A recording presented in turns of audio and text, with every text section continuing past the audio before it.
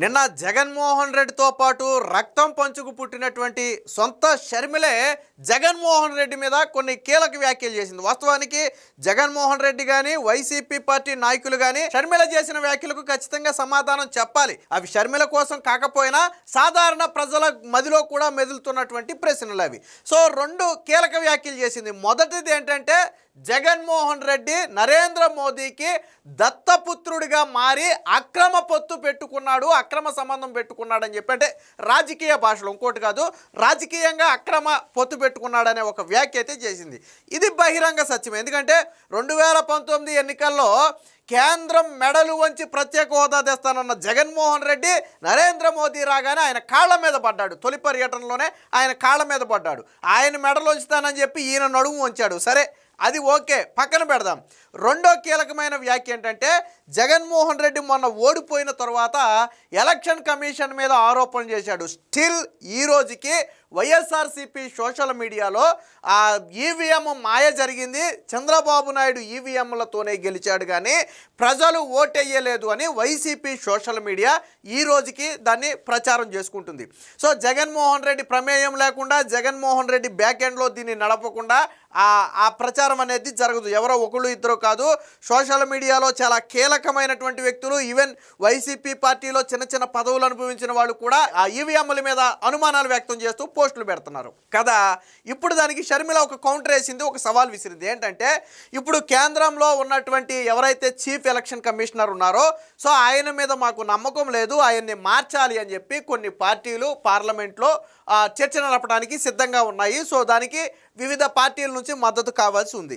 షర్మిల నేను అదే చెప్పింది, నువ్వు ఈవీఎంల మీద బేద ఏడుపులు ఏడిచావు కదా, మరి నీ సత్తా ఏంటో చూపించు. ఇప్పుడు ఎవరైతే చీఫ్ ఎలక్షన్ కమిషనర్ ఉన్నారో ఆయన్ని మార్చడానికి నువ్వు మద్దతు పలుకుతావా, మాతో పాటు కలిసి వస్తావా అని చెప్పి ఒక సవాల్ విసిరింది. సో వైసీపీ నాయకులు అందుకే చెప్పాలి, ఖచ్చితంగా మీరు సోషల్ మీడియాలోకి వచ్చో లేదా మైకులు పట్టుకునో చంద్రబాబు నాయుడు ఈవీఎంలతో గెలిచాడని బేద ఏడుపులు ఏడ్చారు కదా, అంటే నరేంద్ర మోదీ మీద నమ్మకం లేదని పరోక్షంగా చెప్పారు కదా, మీకు ఛాన్స్ వచ్చింది. ఇప్పుడు ఆల్రెడీ అదే చీఫ్ ఎలక్షన్ కమిషనర్ పద్ధతి మీద మాకు నచ్చలేదు, మార్చాలి అని చెప్పి కొంతమంది కూటమిలాగా ఫామ్ అవుతున్నారు.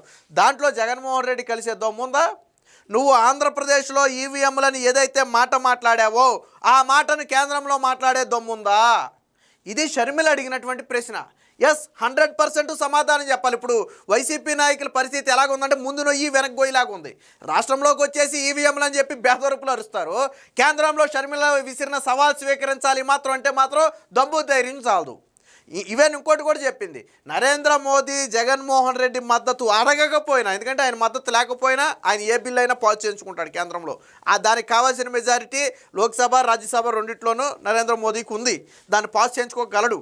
కానీ నరేంద్ర మోదీ బీజేపీ అడగకముందే ప్రతి బిల్లుకి జగన్మోహన్ రెడ్డి జెండా ఊపుతాడు, పచ్చ జెండా.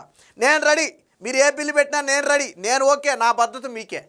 ఇది నిన్న షర్మిల అడిగినటువంటి ప్రశ్న. సో సమాధానం చెప్పాలి. సో ఏం మాట్లాడిందో షర్మిల ఒకసారి చూద్దాం. జగన్మోహన్ రెడ్డి గారు బీజేపీకి దత్తపుత్రుడిగా మారిపోయాడు. ఎప్పుడైతే ఆయన ముఖ్యమంత్రి అయ్యాడో అప్పటి నుంచి దత్తపుత్రుడిగా మారిపోయాడు. నిజానికి ఈ రోజు వరకు కూడా జగన్మోహన్ రెడ్డి గారు బీజేపీకి అండగానే నిలబడ్డారు. అదే బీజేపీ పార్టీని రాజశేఖర రెడ్డి గారు ప్రతి సందర్భంలోనూ వ్యతిరేకించారు. ఎందుకంటే అది ఒక మతతత్వ పార్టీ కాబట్టి మతం పేరుతో చిచ్చు పెట్టాలి, ఆ మంటలో చలి కాచుకోవాలి, ఇదే బీజేపీ సిద్ధాంతం. కానీ జగన్మోహన్ రెడ్డి గారు బీజేపీకి అక్రమంగా పొత్తు పెట్టుకున్నారు. చంద్రబాబు గారు అయితే కూటమి కట్టారు. సరే, కూటమి కట్టారు కాబట్టి, బహిరంగంగా కట్టారు కాబట్టి ప్రజలకు కనీసం అది అర్థమైనా అవుతుంది. జగన్మోహన్ రెడ్డి గారిది అక్రమ పొత్తు కాబట్టి అసలు అది కనిపించను కూడా కనిపించదు. కానీ బీజేపీకి దత్తపుత్రునిగా బీజేపీకి ఎక్కడ అవసరమైతే అక్కడ, ఏ బిల్లుకు అవసరమైతే ఆ బిల్లుకు మద్దతు ఇస్తూనే వచ్చాడు జగన్మోహన్ రెడ్డి గారు. అంతెందుకు, ఇప్పుడు విన్నారు కదా, షర్మిల చాలా సూటిగా సుత్తి లేకుండా చాలా క్లియర్గా చెప్పింది.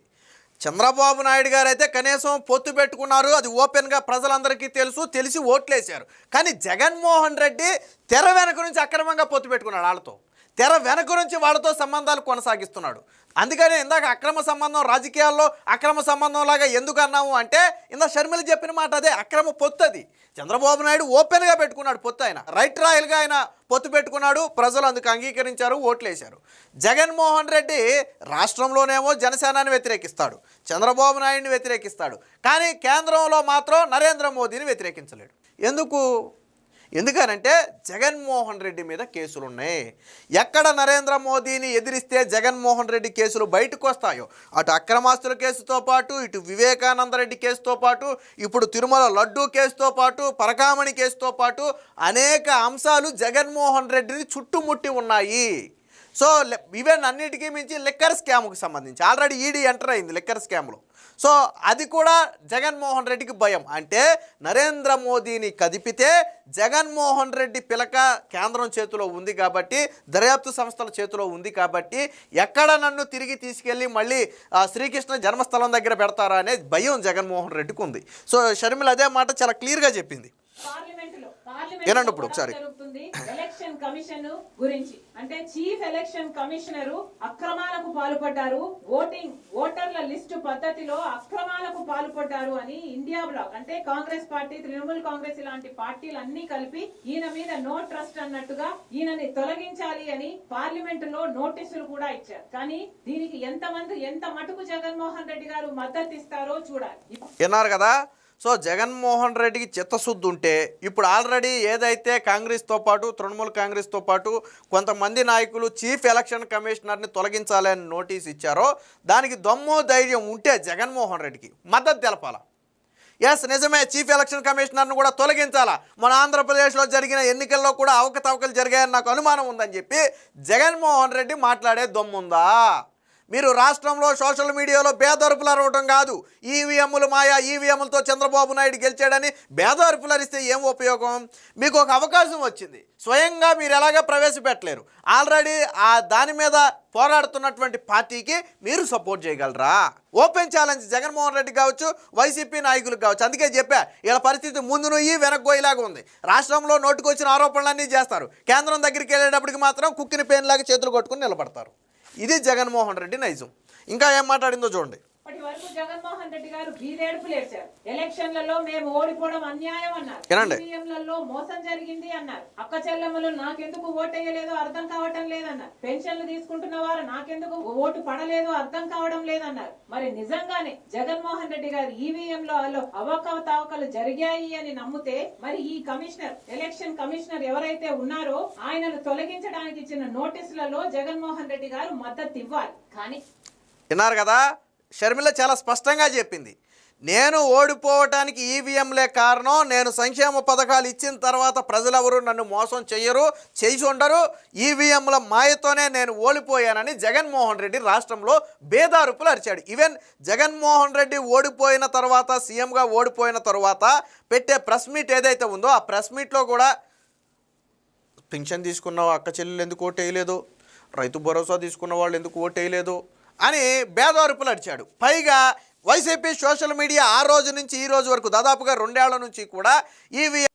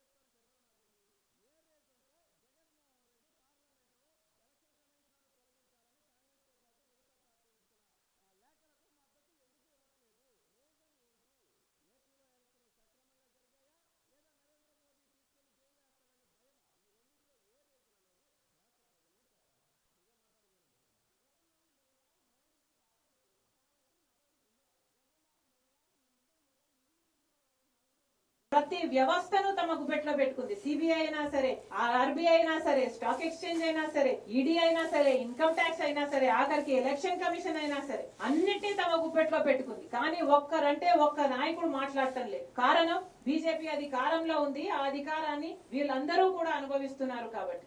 విన్నారు కదా, షర్మిల మళ్ళీ చెప్పింది ఏంటంటే చివరిలో, నిజంగా జగన్మోహన్ రెడ్డికి ఈవీఎంల మీద నమ్మకం లేకపోయి ఉంటే, ఈవీఎంలతోనే చంద్రబాబు గెలిచాడు అని గతంలో చేసిన వ్యాఖ్యలకు కట్టుబడే ఉంటే వైసీపీ, ఇప్పుడు ఖచ్చితంగా ఆ లేఖలకు మద్దతు ఇవ్వాలి, ఆ బిల్లుకు మద్దతు ఇవ్వాలి.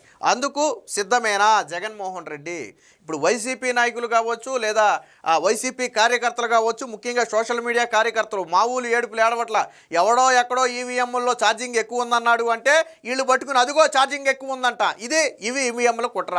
ఎవడో ఎక్కడో ఓట్లు తేడా వచ్చినాయని మాట్లాడతాడు, దానికి లెక్కపత్రాలు ఏం ఉండవు, ఎలక్షన్ కమిషన్ ఏం అధికారికంగా ధృవీకరించదు. అదిగో ఎక్కడో లెక్కలు తేడా వచ్చినాయంట, చంద్రబాబు నాయుడు అందుకే గెలిచాడు. లేకపోతే ఈవీఎం బ్యాటరీలో ఛార్జింగ్ ఉందంట, చంద్రబాబు నాయుడు అందుకే గెలిచాడు. మళ్ళీ జగన్మోహన్ రెడ్డి మళ్ళీ కోర్టుకెళ్ళే దమ్ము లేదు. నిజంగా జగన్మోహన్ రెడ్డి ఒక ముఖ్యమంత్రి పదవిని నువ్వు ఈవీఎం వల్ల కోల్పోయావని నీకు అనుమానం ఉంటే, ఏ వ్యక్తి అయినా మొదట చేసే పని ఏంది? నువ్వు వెంటనే కోర్టుకు వెళ్ళాలా.